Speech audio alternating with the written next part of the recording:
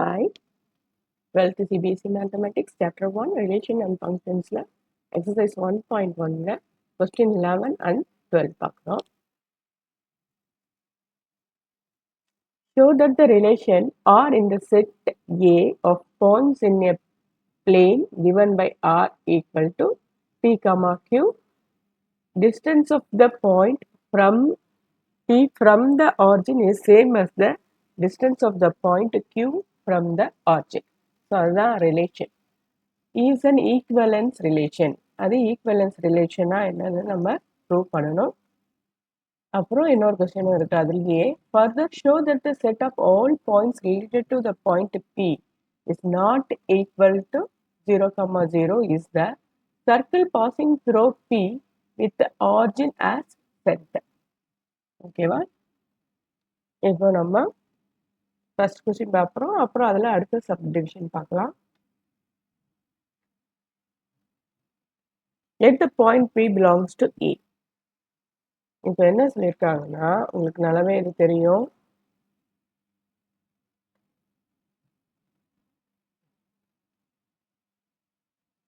என்ன யூஸ் பண்ணி நான் போட்டு காமிக்கிறேன். ஸோ எக்ஸ் ஆக்சிஸ் எடுத்துக்கலாம். சாரி,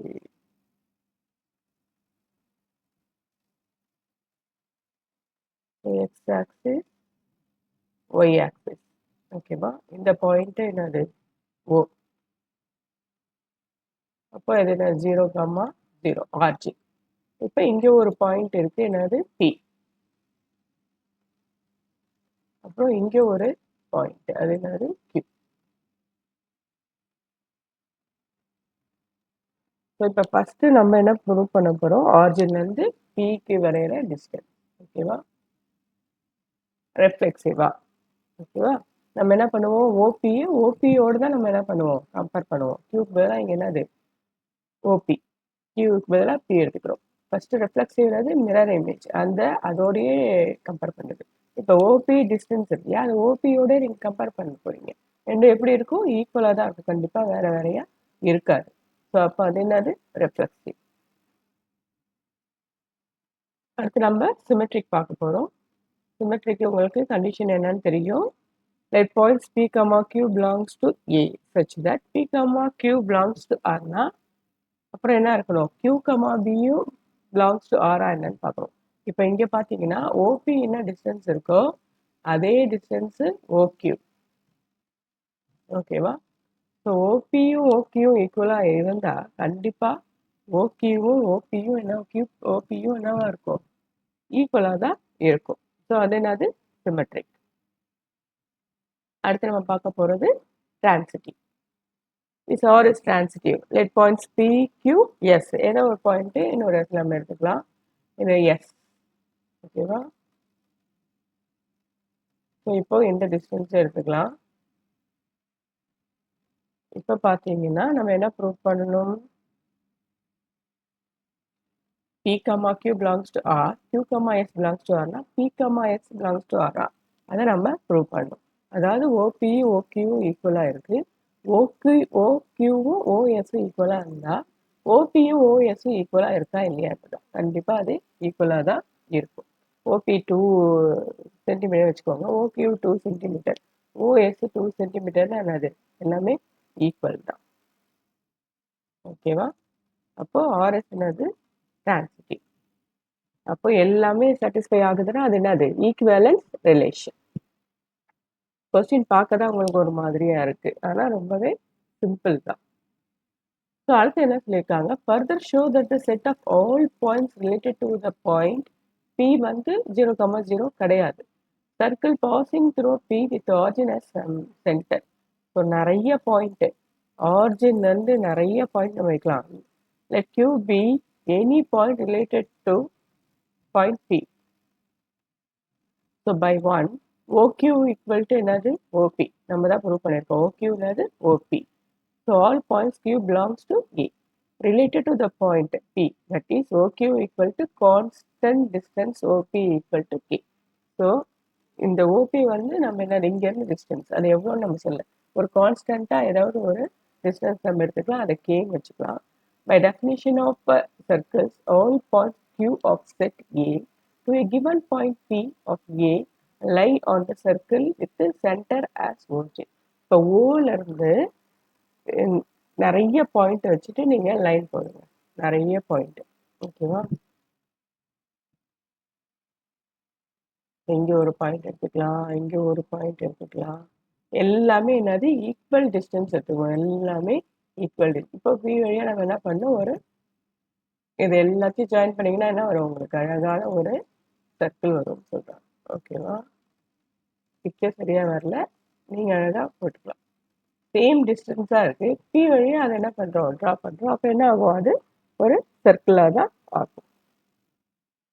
ஓகேவா? இப்போ நெக்ஸ்ட் கொஸ்டின் போலாமா? 12th question. Show that the relation R defined in the set A of all triangles R as R equal to T1, T2. T1 is similar to T2 is equivalence relation. So இதான் அதுல first question. Consider three right angle triangles T1 with sides 3, 4, 5. T2 with the sides 5, 12, 13. And T3 with the sides 6, 8, 10. Which triangles among T1, T2 and T3 are related?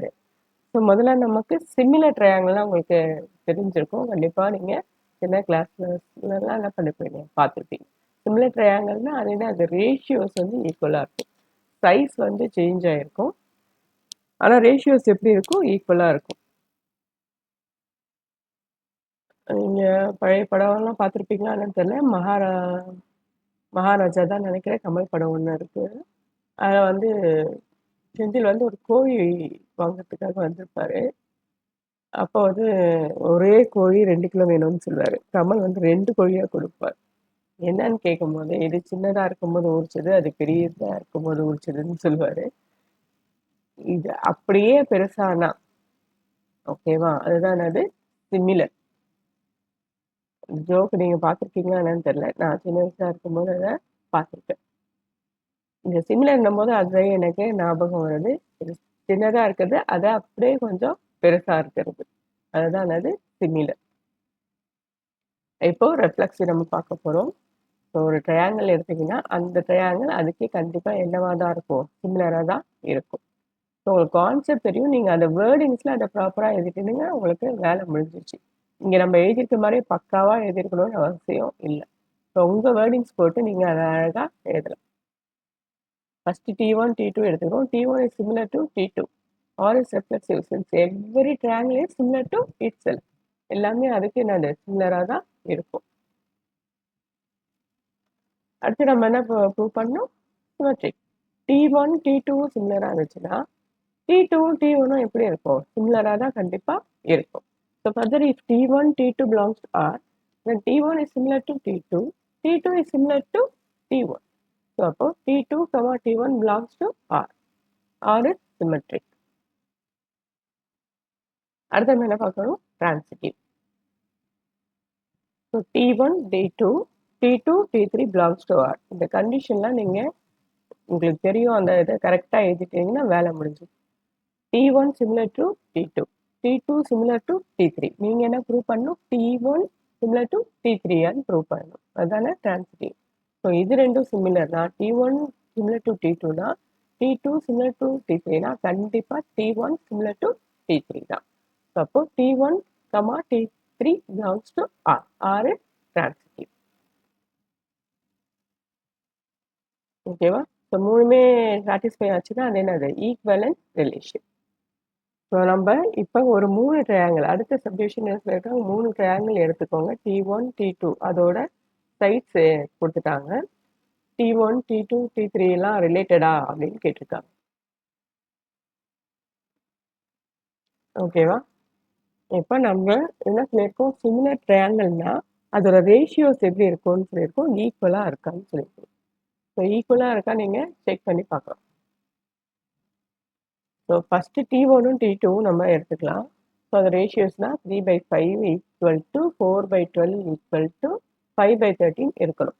ஈக்குவலாக இருந்துச்சுன்னா similar. கண்டிப்பாக பார்க்கும்போது உங்களுக்கு தெரியுது அது என்னது, ஈக்குவல் கிடையாது. அப்போ ஈக்குவல் இல்லைன்னா அது என்னது சிமிலர் கிடையாது. The corresponding sides of the triangle T1 and T2 are not having the same ratio. அப்போ the triangle T1 is not similar to triangle T2. இங்கே 2 விட்டு போயிடுச்சு, எழுதிக்கோ.